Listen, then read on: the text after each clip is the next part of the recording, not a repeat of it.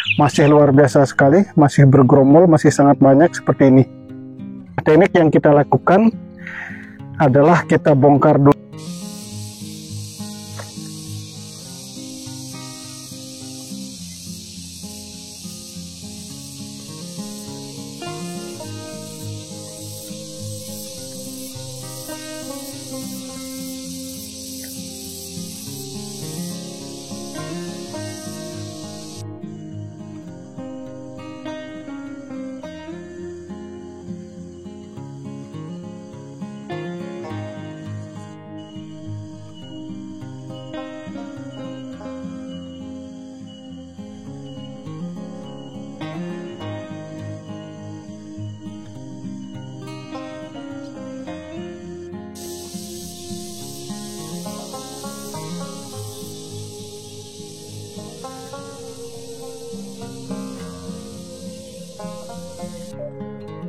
Halo kawan-kawan, kembali lagi dengan Ardana PT. Pada hari ini kita kembali berada di kebun tanaman cabai. Nah, tanaman cabai di sini bisa dilihat luar biasa sekali, buahnya sangat lebat seperti ini. Dan ini tanaman cabai rawit varietas kaliber. Jadi cabai rawit kaliber itu tipenya adalah tipe ori, tetapi dia buahnya lebih besar dari ori kawan-kawan. Seperti itu.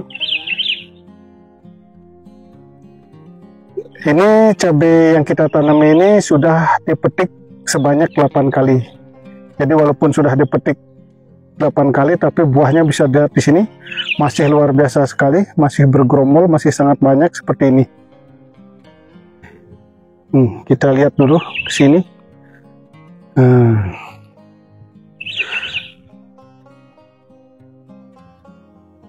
ini rebah dia ini.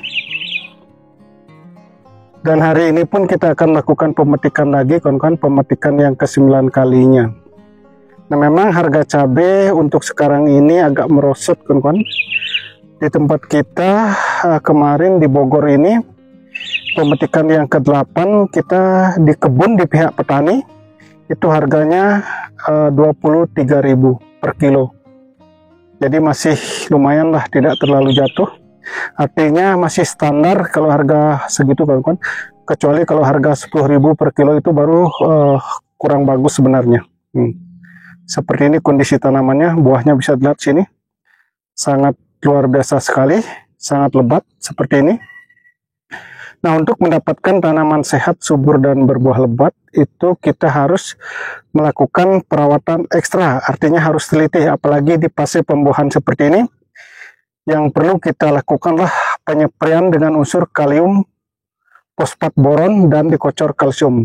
Itu sangat penting sekali dengan tujuan agar bunga dan buahnya tidak mengalami kerontokan, agar warna buahnya mengkilap dan bobotnya menjadi berat, dan yang terpenting mempunyai daya tahan simpan. Nah, seperti itu, kawan-kawan. Dan ini kita menanam cabai rawit kaliber ini di lahan bekas, bukan lahan baru. Jadi dulunya adalah bekas tanaman cabai merah besar atau cabai hijau. Nah, teknik yang kita lakukan adalah kita bongkar dulu cabainya yang dulu, cabai hijaunya itu.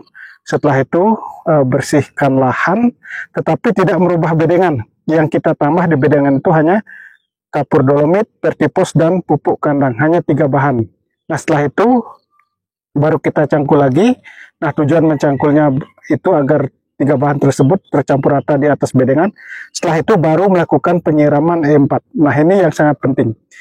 Jadi penyiraman E4 ini bertujuan untuk proses fermentasi, karena kita menggunakan pupuk kandang, kawan-kawan. Nah, seperti itu. Jadi setelah disiram E4 dengan basah, baru kita melakukan penutupan atau perapian bedengan. Setelah itu baru tutup mulsa dan didiamkan kurang lebih 30 hari. Nah, pendiaman ini cukup lama, kawan-kawan, sampai 30 hari. Nah, tujuannya agar proses fermentasi bagus, agar nanti setelah tanam tidak mengalami namanya serangan jamur seperti layu, busuk daun, busuk batang. Nah, setelah 30 hari baru dilobang, kemudian kita kocor lagi dengan asam umat, trichoderma, dan silika karbon. Dosisnya 3 sendok makan untuk 20 liter air. Per lubang kita kocor kurang lebih 100 ml. Nah, setelah itu baru kita melakukan penanaman. Di usia 5 hari, 10, 15, sampai 20 hari, kita melakukan pengocoran dengan asam amino dan mordenpul. Dosisnya masing-masing 30 ml untuk 20 liter air per lubang tanam, kurang lebih 50 sampai 100 ml. Nah, seperti itu.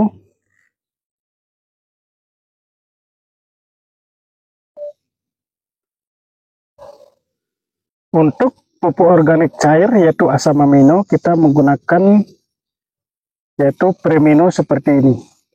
Sedangkan untuk trichodermanya kita memakai Biosigma trichoderma seperti ini.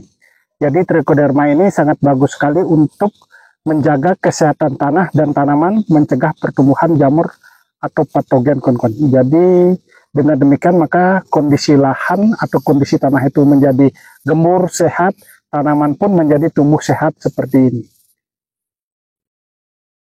Jadi dosisnya masing-masing untuk asam amino seperti yang sudah kita sampaikan tadi. Untuk Premino ini kita memakai 30 ml yang di mix dengan mordenpul juga sama 30 ml. Sedangkan untuk Biosigma yang sebelum melakukan penanaman melakukan pengocoran dengan asam humat, trichoderma dan silika karbon, itu kita memakai 3 sendok makan kawan-kawan.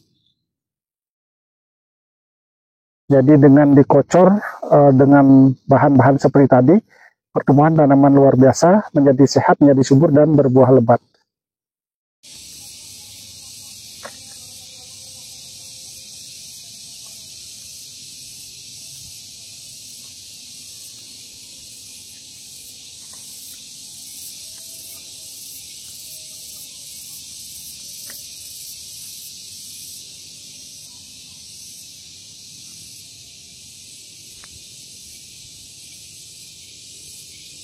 Sekarang ini sudah memasuki musim panas, di mana curah hujan sudah mulai berkurang. Nah, ini biasanya hama itu yang menyerang tungau dan trip yang menyebabkan keriting dan virus Gemini. Jadi sebelum itu terjadi, kita harus melakukan pencegahan dengan melakukan penysprayan, baik itu menggunakan insektisida maupun menggunakan akarisida. Nah, untuk pencegahan bisa menggunakan insektisida Apidor ataupun insektisida lainnya seperti bahan aktif diapinturon yang merek dagangnya seperti Pegasus. Itu sangat efektif sekali untuk mengendalikan hama tungau. Jadi sebelum daun itu terserang, makanya antisipasi terlebih dahulu. Jadi kalau sudah kena itu memerlukan biaya yang lebih besar kawan-kawan.